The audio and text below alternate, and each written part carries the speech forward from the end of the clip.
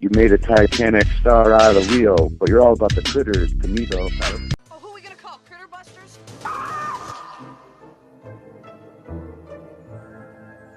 Dad's all torn up and Mom's got like a harpoon thing in her neck and they're getting bigger. They'll eat anything.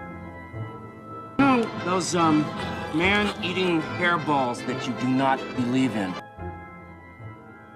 Critters. They bite. Hey, guys. Another episode of 8 Bite. I'm Sean, Chris. How's it going, guys?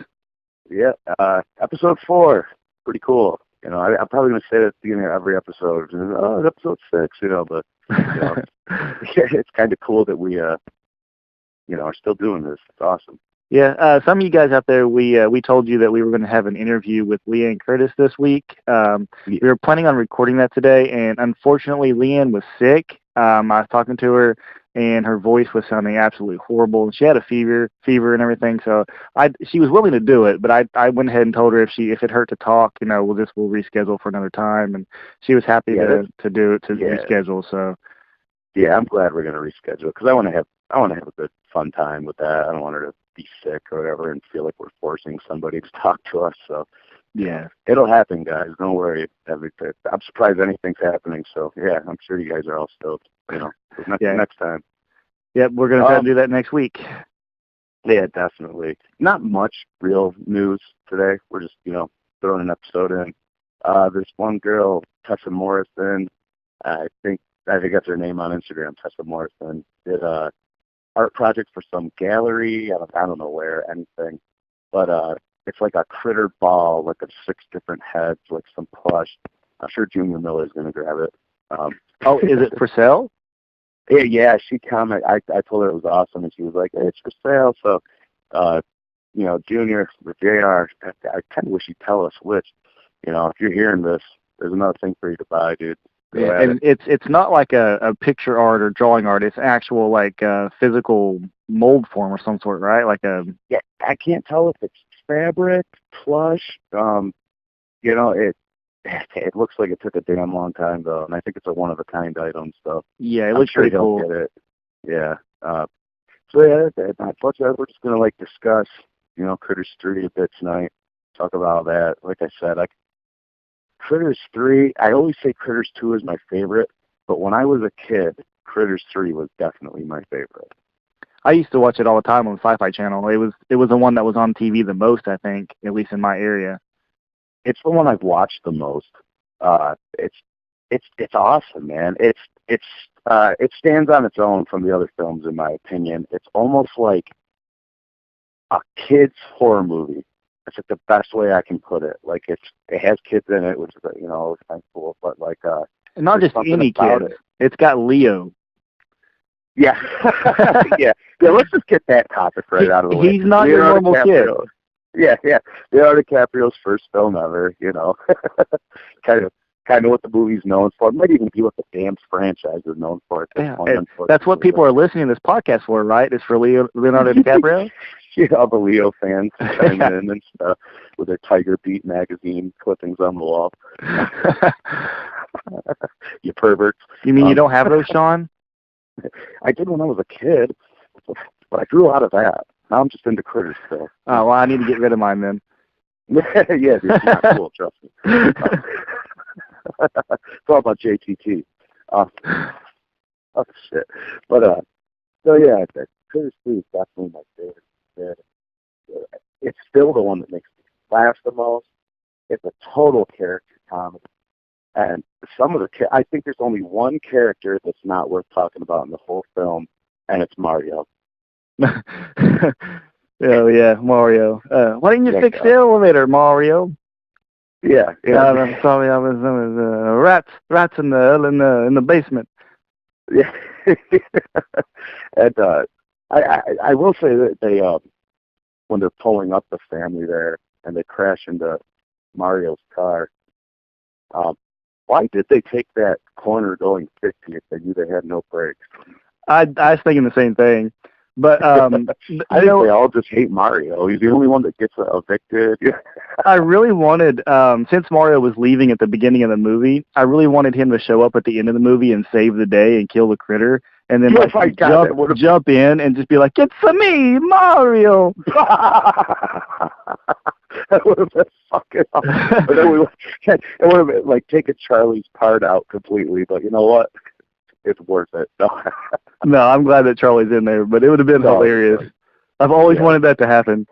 That's too funny. I just want to like thought about him by the end of the movie. He's such a throwaway character. Oh yeah, I know. And I every time I see the movie and I see him, I think like, man, one of these days I'm going to put a DVD in, and it's going to be that ending to it that I've just never seen before, and I really want it. Put it on the Blu-ray, please. We know it. We know that must exist. There's no way that wasn't the first draft of the script. Yeah. But yeah, I say we can't talk about Mario. We go on Mario for 5 minutes. But seriously, I think it's the movie with the best characters. That no offense to anyone else with the other films, but just Rosie, fucking hilarious. I like her now, but whenever I was a kid watching it, she annoyed the hell out of me. I don't know why, but she did. Oh my God, I loved her so much as a kid. It makes no sense that she's in an apartment building because she's the total lady with a trailer with pink flamingos out front, you know? And I don't know, I always thought she was, but she is annoying. I think it's just like her moaning the entire time that from where she got shot, she was just, oh, like the entire time. I was just like, no, shut up. Even when the critter's like eating her leg, she's just like, oh. She's not even blood-curdling screams. It's just like, oh, jeez. Yeah, she's not even defending herself. She's just like kindly touching the critter in the head with like the bleach bottle. She's like, get away. Annie comes down and she's like, Rosie, give me some slack. And you can tell Rosie's like, all right, I don't really want to stand up, but oh, jeez. Yeah. But seriously, that's really her reaction. And it's like the actors just knew what they wanted these characters to be for some reason in this movie. Like Frank Rizzo, right? He's the punk. Yeah. He's kind of a jerk. He's like the scam artist. Yeah. He's working for the landlord, Leo's dad. We're never going to refer to Leo by his character name, by the way. But he's awesome. He's kind of like Quigley to me, where it makes sense that he dies right away, but he's so funny that you kind of wish he would have made it through the whole movie. Mm-hmm. He's got that classic line moment too for the trailer too, when he's like, as he's dying, he's like, hairballs. Yeah. Yeah. I actually did an interview. Well, not an interview. I talked to him on social media a couple years ago, just back and forth for a few minutes, and he basically said that he didn't remember really anything about the movie. It figures, man. And actually, I think he said he's never even watched it. Oh man, that is just so surprising that people make movies that are just. Because if you or I were just in the background of a shop, you'd be like, well, I need to go pay the $15 to go see that stupid thing, you know? Yeah. These people actually get lines. They don't care. It's always baffled me. If I was in the background of a Critters movie, it would be running on my TV constantly. Yeah, definitely. I would buy a separate television just for the Critters movie to run on that. Yeah. I would stop having goals. I'd be like, yeah, I did it. Life is done. Yeah, exactly. Yeah, I just want to stay alive in case anyone brings this up to me. You talked about the character that comes down to save Rosalie from the basement, the Marcia character. I think she's one of those characters who was thrown in there at the last moment just to have kind of like a relationship with the dad. Okay, yeah, Marcia, and also kind of a mother figure for Annie. Yeah, she would be like the second in line throwaway character. They literally at one point she comes in, you think she's going to be a hero, and then they just dangle her from the roof for the last 20 minutes of the movie. Almost like to make fun of it. It's like, fuck this character, this is stupid. Yeah, I never really understood why they did that, like that scene, because I don't know if you've noticed, but whenever she is dangling there, her foot isn't wrapped around in a knot or anything. It's just barely hanging on that rope, where if she would have actually fell, that wouldn't have happened, and she would already be dead.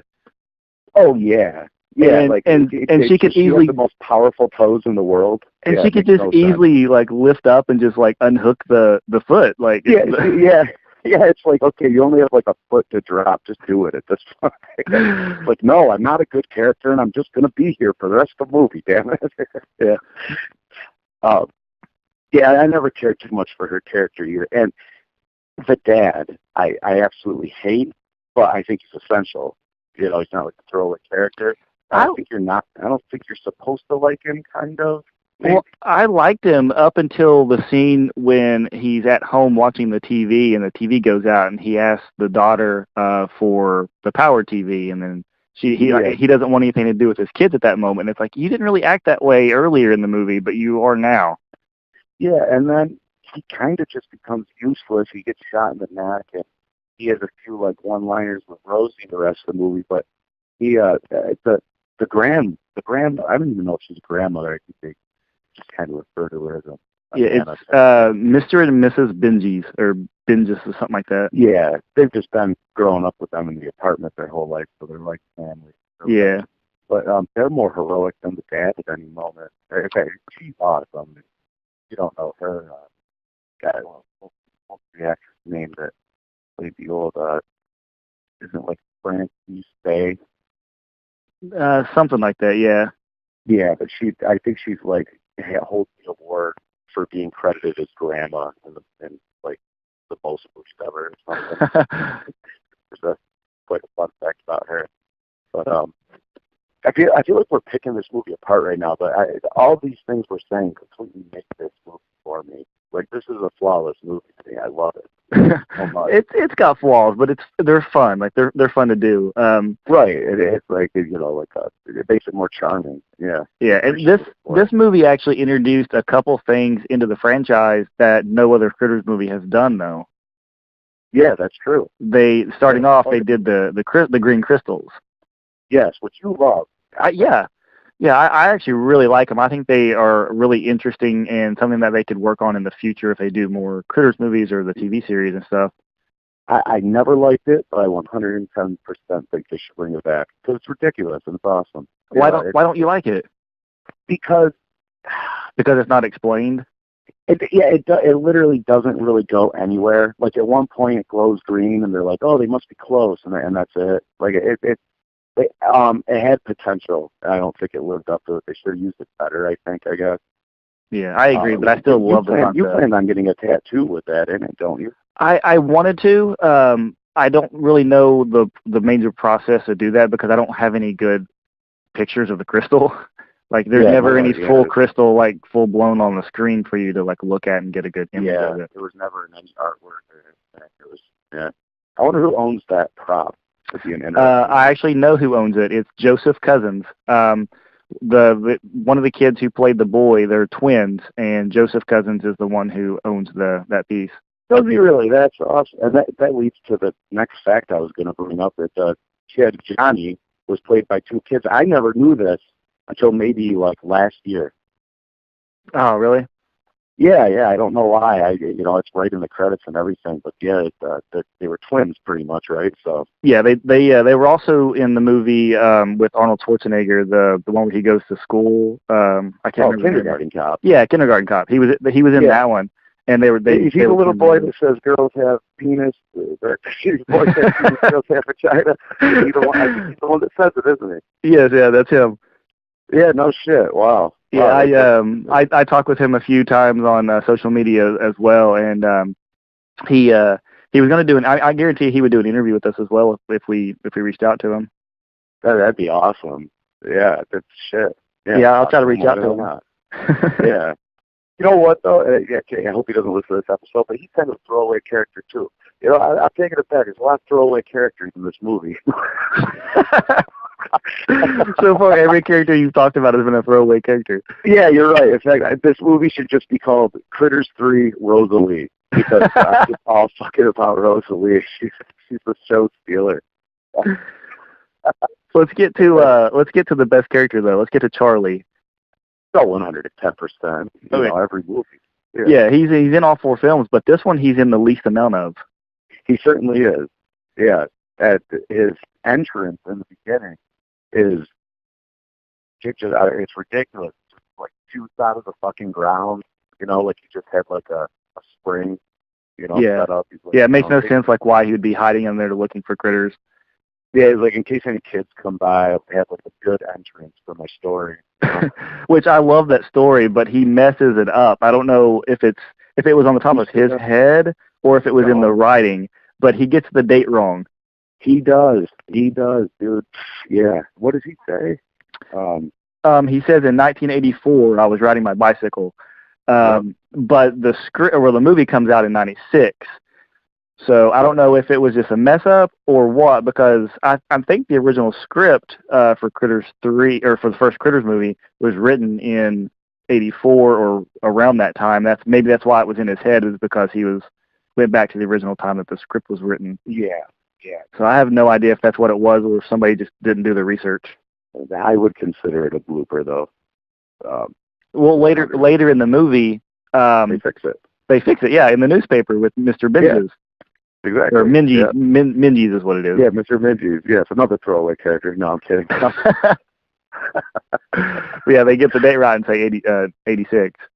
Yeah, he's just a conspiracy theory dude, you know. Yeah, he's pretty cool, though. I liked him. I liked him, too. I felt bad for him whenever Annie was mean to him about the not believing in aliens. Oh, he'd get all butt hurt, wouldn't he? But, yeah, Charlie is barely in this movie, and he might not be his goofiest. Nah, he's pretty goofy in part 4. He's kind of like a big, clumsy guy in that one. He is, yeah. But he is the hero. Again, he saves his life, or risks his life for the second time to kill a critter and save the family. Yeah, he does, man. He's so awesome. I'm going to jump right to what my favorite scene in the movie is, right with this, because it has to do with Charlie. When Rosalie first sees him, and the music, she's like, who? Don't say anything. Who is that? You know, it's just, yeah. It fucking kills me every time, and they don't even make him look, you know, like cool in that shot. Yeah, he's wearing like the little headlight and everything, and it's kind of funny. You know, looking around all confused, and then gives kind of a doofy smile, you know. That's your favorite scene in the movie? That is. Every one of your favorite scenes has something to do with like comical. It is. I mean, I love these movies for all the right reasons. Don't get me wrong, but I think when you've just seen them so many times, you just end up focusing in on this one thing and being like, "Oh my god, that is the funniest part of this movie." Yeah. My favorite scene isn't necessarily funny, but I guess people could find it a little bit funny. It is the scene in the basement when Annie goes down to check on Frank, and the critter attacks her, and she has the mop, and it bites the mop, and she keeps swinging it back and forth against the wall, and it's like, ugh, ugh. Oh yeah. I'd say that scene's incredibly funny. It's cartoonish. Yeah. It's just like the bowling scene where she throws the trash can down, and it keeps showing the TV with a guy bowling, and it has the sound effects of the pins when it hits the critter. This movie completely knew what it wanted to be. Yeah, I love the scene where it cuts back to the woman, the talk show host on the TV that's like doing the cooking show. I can't remember the cooking show's name or anything, but that woman with that voice and everything cracks me up every time I hear it. The boss needs to turn up the cook. Yeah. Oh God, I laugh every time I hear it. Yeah, and that's actually one of the, you know, compared to the other scene, that scene's not funny really, because isn't Leo's dad being eaten during that scene, maybe? Yeah, he is. He's getting ready to be. Yeah, he's already been killed, and he's setting up like the critters are watching it, and then like she's chopping like a chicken's head off or something. Yes, yeah, that's right. I think this is also the only movie where critters play dress up. They're wearing a hat in that scene. You know, like they didn't do that much, which I'll give them props to, because if they did, it probably would have been compared to Gremlins even more. Yeah. But my critter, he wears a hat. You know, it's cool to dress up your critters, guys. Oh, they also, like we were talking about the crystal being something they did new. They also do the spinning hedgehog thing where he like shoots up the laundry chute. Yes, hold down an A on your Sega Genesis remote and let go after a few seconds. Yeah, and a critter will pop out. Yeah, they gained that power in this movie, and I like it. I never disliked it or anything. I thought that was really cool. I liked it too, but I think the part that actually makes the sound effect is something that I didn't like. Like actually doing the Sonic the Hedgehog like sound effect just irritated me. Really, I kind of liked at the end where the ones like doing it really hardcore and like sparks start flying a little bit from him as he's winding up. Yeah, I never. He even does it upwards. They can do this in a jumping motion too because he tries doing it up the laundry chute at one point. yeah. But I don't know if in Critters 4 they do it. I don't think so. No, they don't. Well, No. no. I was gonna say that at the end of part 4, whenever it rolls to get Yeah, killed with right. what's that Right. that machine, that like the cold air machine or whatever that he freezes it with. Yeah, exactly. He does it right there. I don't know if they do it or not, but I was thinking they did, but I think actually remembering it, they just kind of roll toward him. He doesn't actually do the spin thing. Am I mixing up the two end scenes? Because I'm starting to wonder if when he's speeding up and it's sparking is from that scene. But you're right. I don't think he does the Sonic the Hedgehog thing before that in part Yeah, 4. I think it's just him. He just comes out and starts rolling toward the guy. Now part 4 though, for me it's funny. I can't count how many times I've seen 2 and 3. I would estimate probably 300 times, honestly. And I've probably seen part 1 like 200 times. I've probably only seen part 4 less than 15 times. Oh wow. Yeah, and that's not to say I dislike it. I know you really like it a lot. I do. The worst I do. one.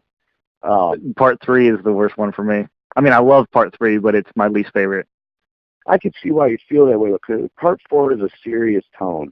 Part 3, like I said, it is like a kid's movie that happens to be a horror movie. Mm-hmm. Like I compare it to almost like the Goosebumps TV show at times. It just doesn't seem like it was made for adults. They knew who their audience was. Oh, definitely. Yeah. And I hated Critters 4 when I was a kid. Absolutely hated it. Except for just the 2 death scenes. I think they're probably the 2 best kills in the franchise, honestly. Oh, But, yeah, that scene. Well, we'll talk about the Critters 4 in a different podcast, I think. But yeah, I love those 2 kill scenes, and Critters 4 grew on me later as an adult more so than it did when I was little. Yeah. It's kind of funny that they would do this kids film, have it to be continued, and then make Critters 4 and make it such a different tone. Mm-hmm. And I commend them for it. And you know what I hate? I know where to.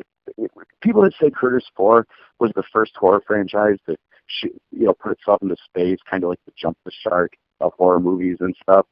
Fucking Critters starts in space. The first one does. Yeah. You can't shoot a franchise into space if it started there. Yeah, that's the problem that I have when people say that. They're just like, oh, every movie goes into space. And I'm like, well, they're aliens. Everybody who's had that opinion definitely doesn't remember these movies, and they just read that opinion one day on the internet, and now they just recycle it. Because that makes no fucking sense. I hate it when people say that. Yep. But we're going to jump back to Critters 3 again here. We keep going to Critters 4. It's hard not to. It's hard not. It's a to be continued thing. It's continuity. Yeah, they were. Let's get this. They were filmed back to back. They were filmed on the same sets, I think, just different times. I think it's the same critters in both films as well. Yeah, I think Edward Kyoto, when I talked with him and did an interview, he said that the movies were filmed back to back, but they had maybe like a month or 2 gap for them to get everything switched over and set up and stuff. That's interesting, yeah. I don't know. I kind of want to go back and watch them both back to back. I don't think I've ever sat down really in a 3-hour span and just watched Critters 3 right into Critters 4. It goes well together. Different. Do they? I bet you've done it, yeah. Yeah, I've done. I've watched all 4 of them one day. Oh, man, yeah. I can't believe I've never done that, to be honest. Something else that Critters 3 does, again, going with the one-time thing in the movie and never doing it anytime else in the franchise, is in the kitchen, after the kitchen scene, when one of the critters is in trouble. Yeah, Blackie. Yeah. He does that voice thing and like yells for all the critters, and it's like ear blasting and breaks all the glass and everything. Yeah, love that scene. They're like, Blackie's in trouble. Yeah. Yeah, that's a great scene. It really makes the critter feel real because it zooms in on his mouth and you see like the little vocal cord uvula. thing. Yeah, whatever that is. Yeah, it's like moving around and everything, and it kind of. I think with this movie they really wanted to play more on the creatures and the characteristics of what the creatures are, because that's three different things right there that they've introduced to the franchise.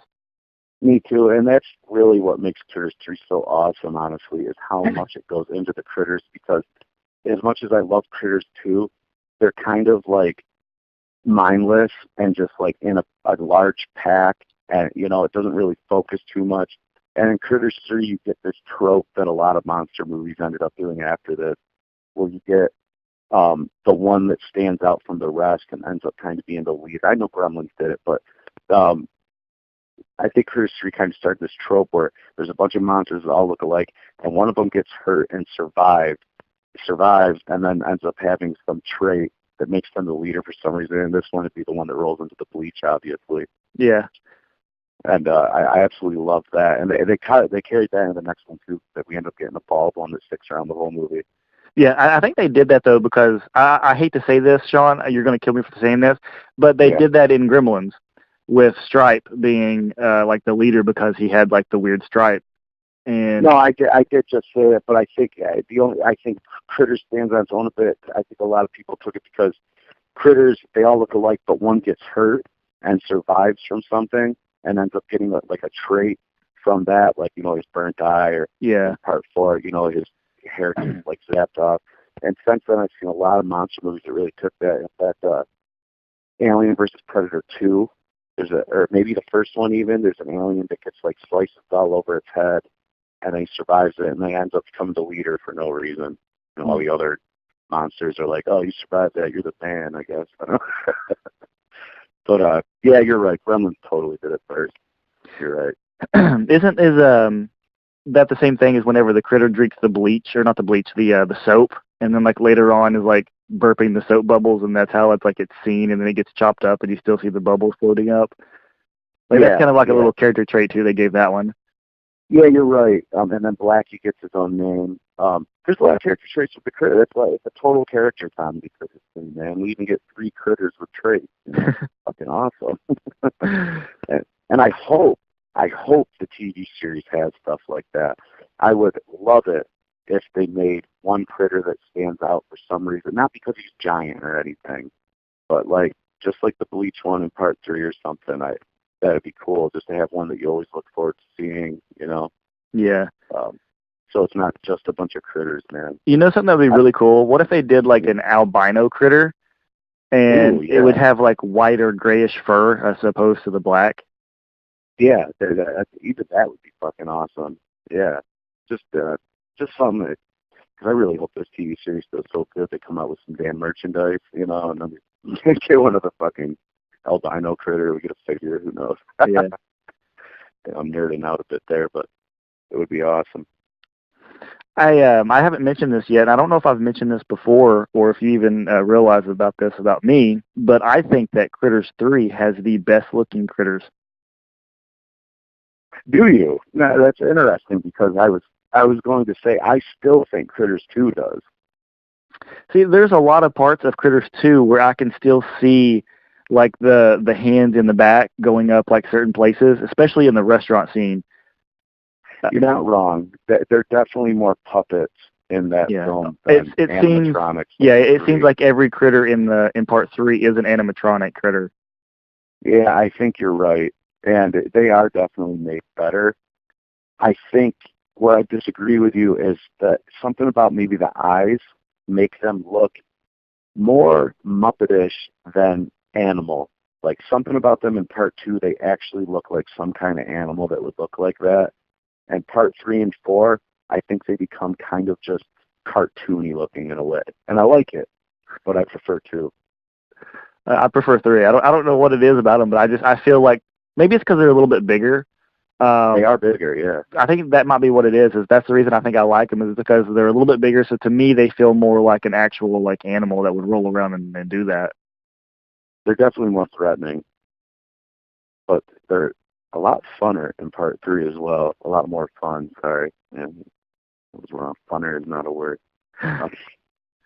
What did you think though? The first time you saw Critters 3 and it had the to be continued. I thought, okay, I'm going to walk back to the rental store across the street and rent Critters 4. So technically, okay, so I did see them back to back the first time. I talked to a few podcasts ago about how I pretty much grew up just living in this video rental store. My mom's hair shop was like across the street. So I'd rent a movie sometimes, go into my mom's break room and watch it on just this little TV. And that's like where my first memories of watching Critters 3 and 4 definitely took place. And so, yeah, it didn't affect me at all because I could just go right across the street and get the next one. I think I might have actually seen part 3 and 4 pretty close together, and I don't think that I ever realized that they were like a to be continued until like a little bit later on. I don't know why, but I just, for some reason, I think I already knew that Critters 4 existed, so seeing Critters 3 at the end of it didn't really like phase me any. I wasn't like, oh my god, there's another one. I'd admit, now Critters 3 was in theaters, or no, it was straight to video? Yeah, 3 and 4 were straight to video. They were straight to video, so there was time in between it, but I guess you and I really can't make a true comment on that. It would be cool to have been old enough to have rented 3 when it was new, and seen that to be continued and been psyched for 9 months or whatever it took for the other one to come out. Yeah, and I'm sure there wasn't much info. Maybe a Fangoria gave a release date of Critters 4 at some point that year. I'm not even sure.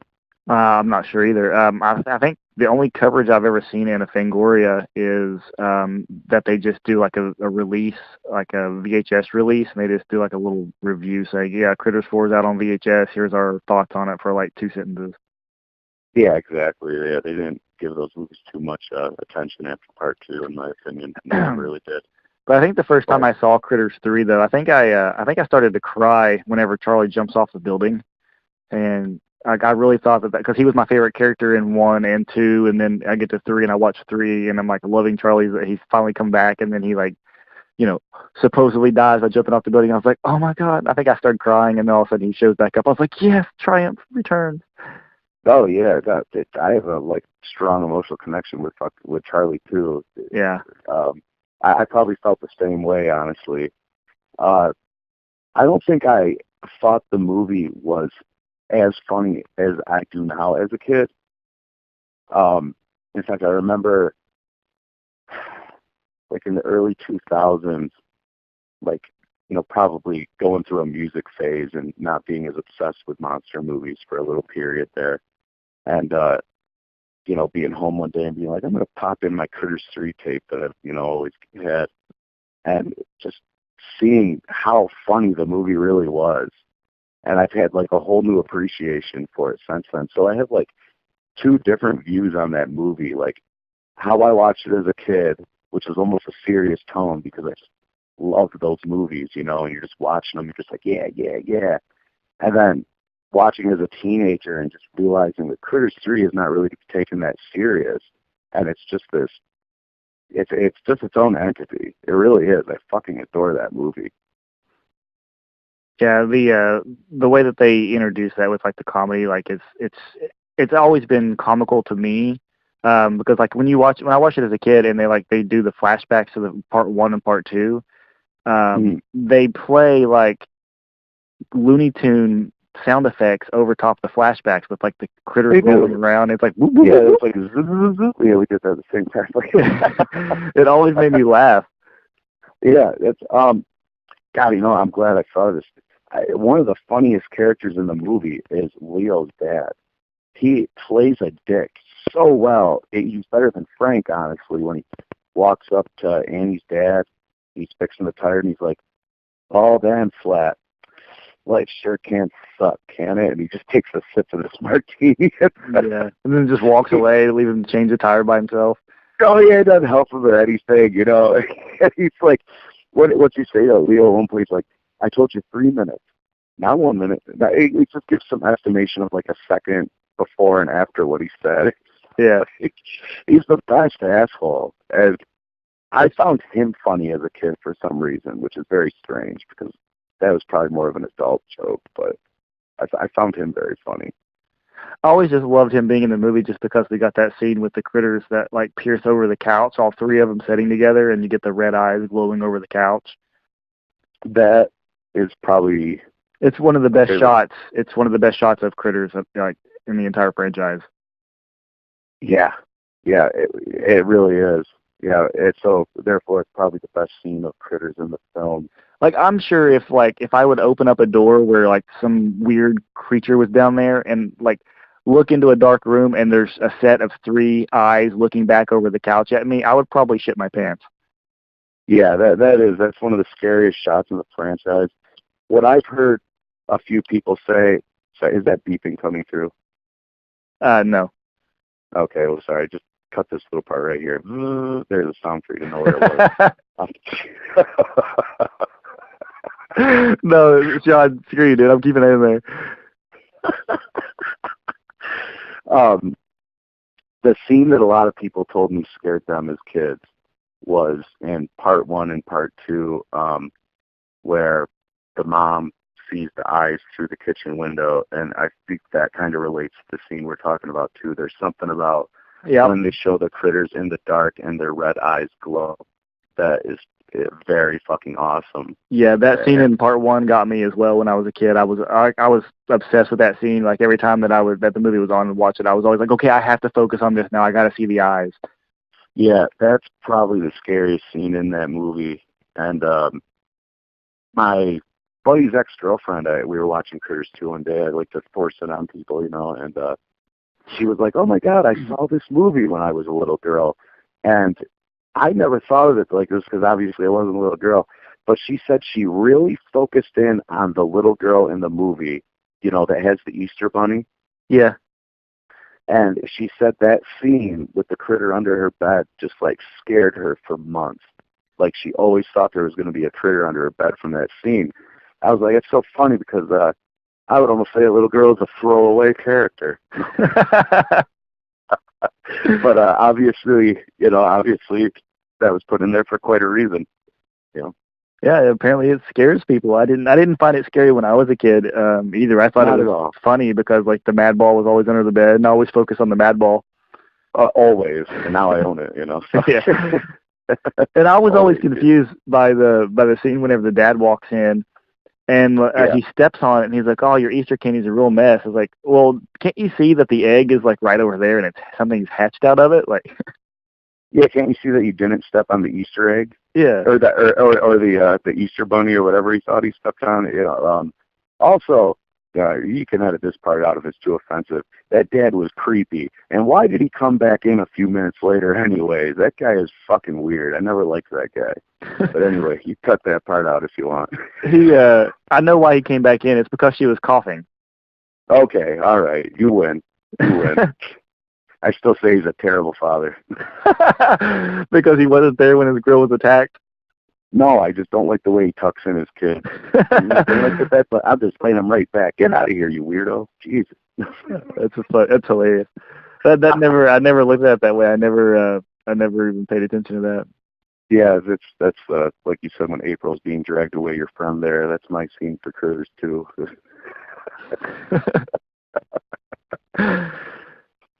Oh man, who else is in this movie? This movie it's really packed. I think we actually went over the entire freaking cast. We did. There's Leo, and Leo.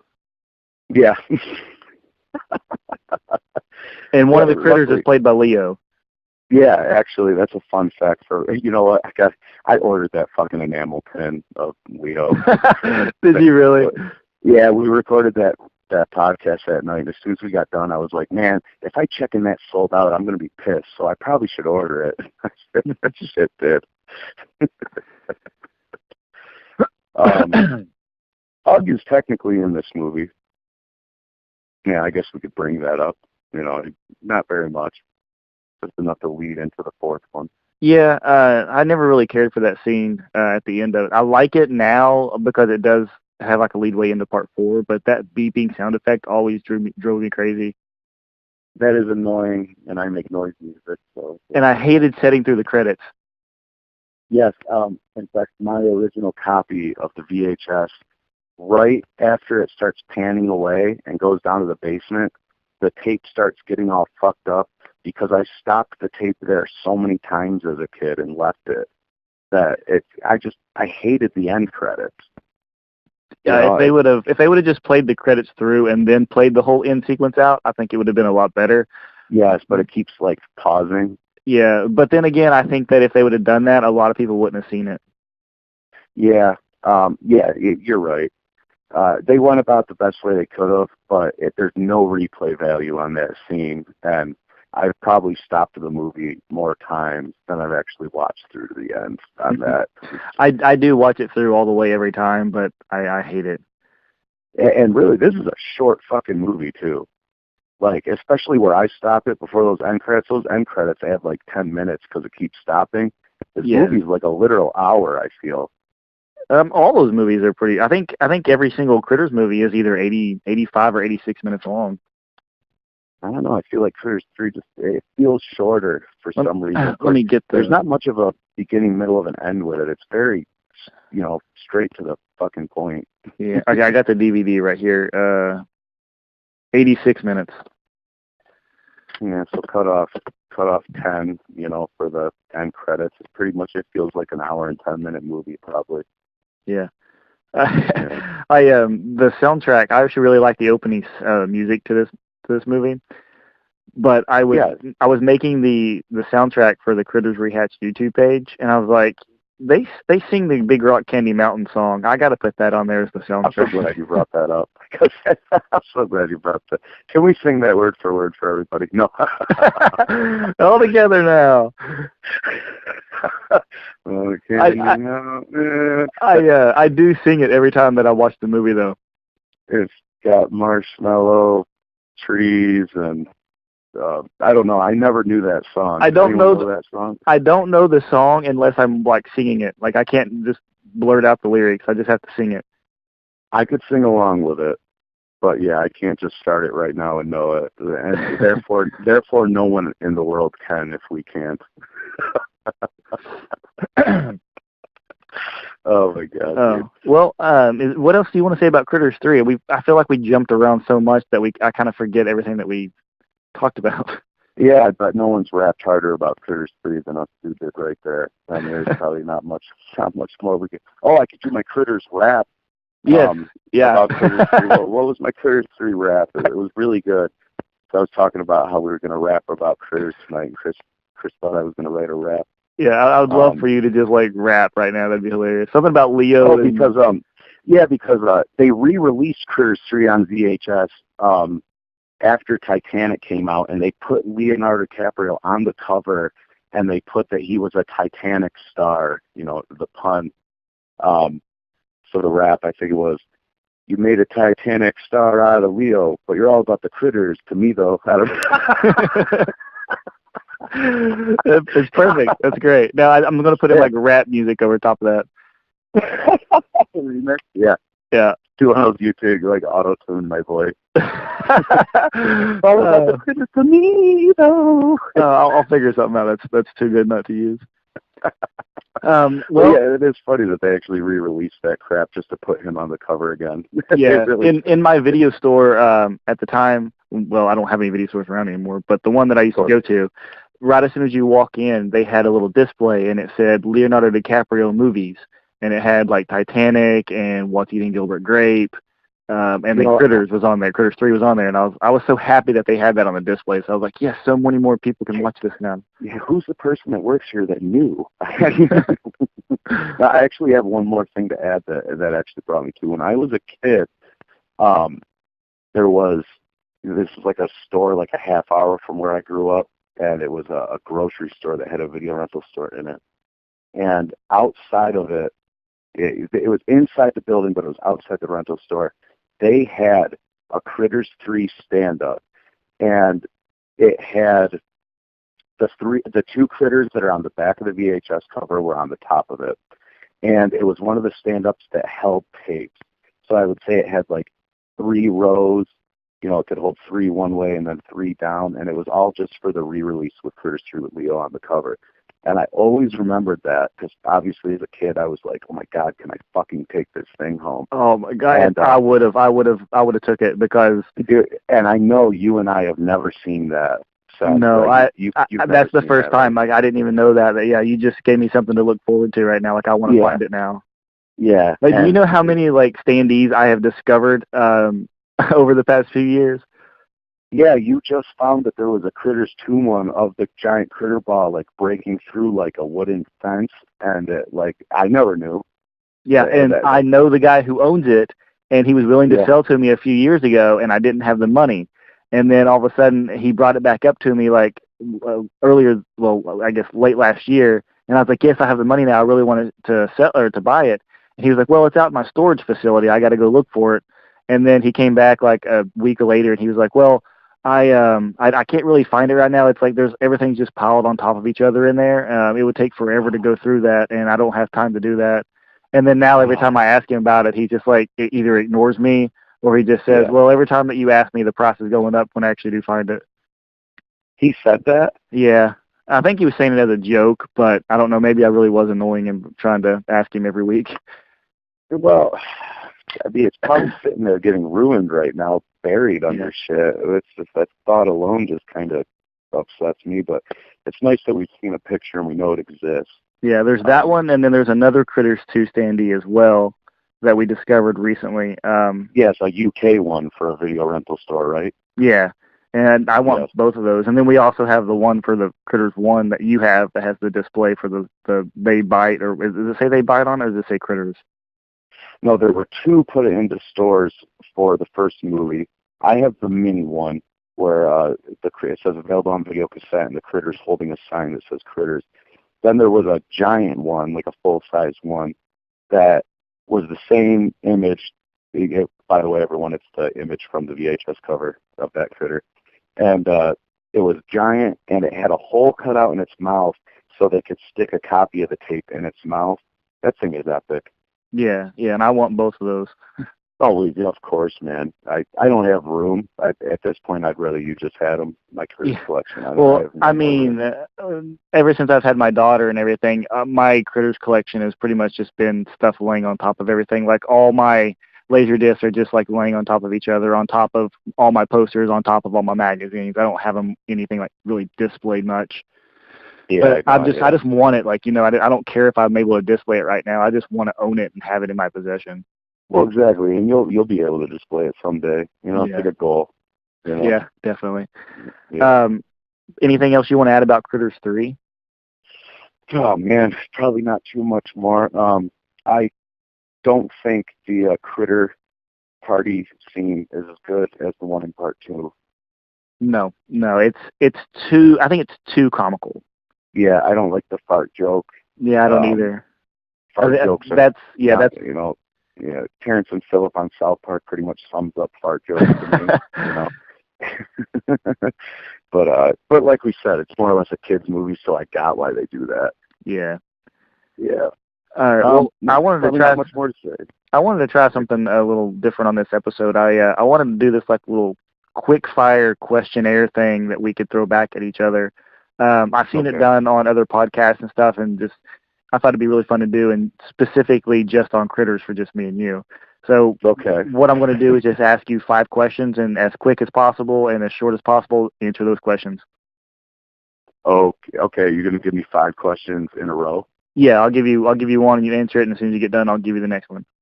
Okay. It'll be like off the top of my head. Okay. Go ahead, too. All right. Favorite Critter shot in all 4 films, just out of all 4 of them. The one after Mr. Quigley falls out and the critters are on the stoop. All right. Favorite soundtrack from Critters? Probably 3. 3? Wow. Yeah, I think it has a great score. And the soundtrack to part 1 gets annoying, but my favorite song is in part 1. It's the one where they're making out in the barn, that kind of 80s chick jam song. Love it. Yeah, it's actually really hard to find that song about in full. Oh God, why can't I think of what the heck that song's name is? I think it's called "Still You Turn Me On," but I can't think of the name of the group that sings it. Oh boy, I listen to that song a lot too. That's what makes me feel so bad that I can't remember what it's called right now. Oh no Turning Back. But I can't. No Turning Back. Yeah, no turning back. All right, that was question 2. So question 3, I'm going to jump right in. And question 3 is going to be favorite Critters item that you own. My critter, he's looking at me right now, so I don't want to admit it, but honestly, it's that mad ball. All right. But, favorite quote from Critters 3. from Critters 3? Oh, man. Oh, I'm not going to say the one I really mean.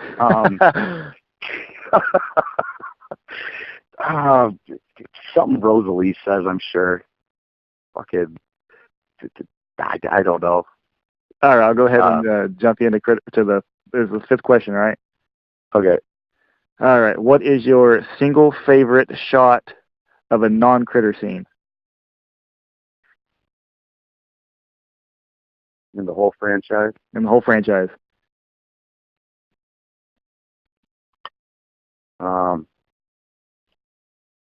There's a lot of really nice shots in the first one, man. They're probably just some, like, probably when the bounty hunters are first shown coming out, the door kind of opens up. You get the bounty hunters, and it shows them. Mm-hmm. They're probably that shot. That's a good one. I actually really like that. That shot honestly makes me tear up for some reason. It's something like I'm just like, yes, gets me so pumped. Get the bounty hunters. But yeah, okay, next one. That's it. That's 5. Oh, that was 5. Okay, yep. All right, yeah. Sorry, I'm not good at answering quick here. It's all right. I probably won't be either. I got to go through this torture now. Okay. Who was your crush in the Critters franchise? I would probably say Annie from Critters 3. God damn, me too, man. Sorry, Megan Morgan. Favorite death in the franchise? Favorite death is from Critters 4, and it's the scene where the guy, I can't remember his name, I think his name's Bernie. He's in the medicine cabinet, and he gets attacked by the 2 critters. Dude, that is my favorite one, too. That is awesome. Let's see, was that question 2? Yep. Okay, what's your favorite item you own? I'm sure I know what it is. Favorite item? You probably think it's my Critters 2 screen use prop, but it's not. It is my Critters 3 prop replica.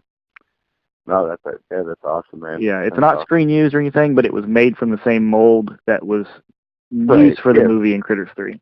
Exactly. Like I have one from part 2, pretty much the same idea. Only your eye. Yeah. Yeah, it needs new batteries though. Sucks, but I got to open up the top of the head and put batteries in it. That's so weird.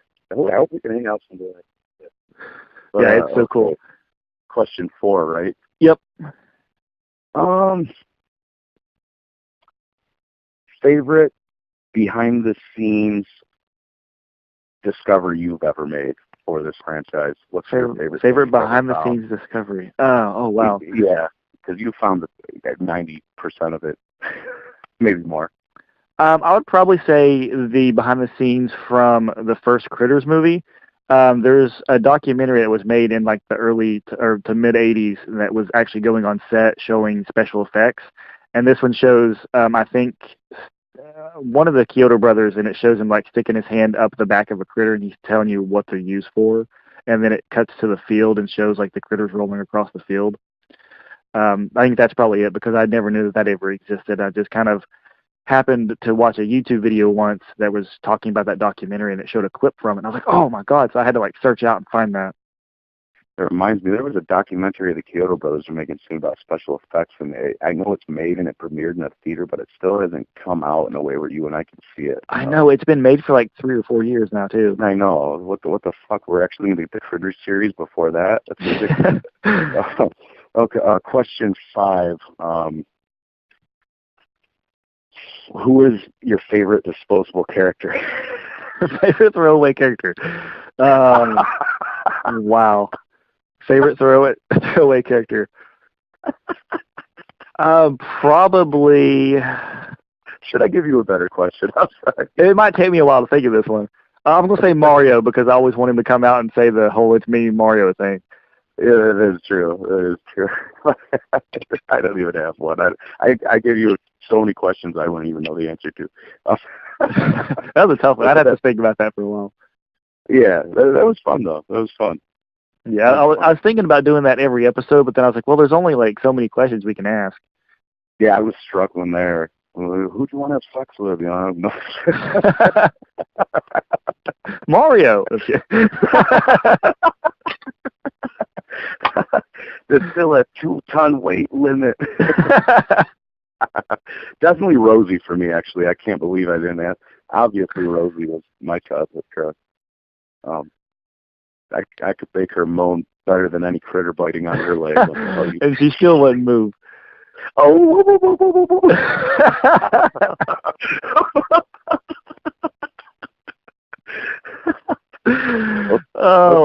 That's the end. That's the end of the episode right there. That's a good note. The next episode, we should actually be interviewing Leanne Curtis, guys. Yeah.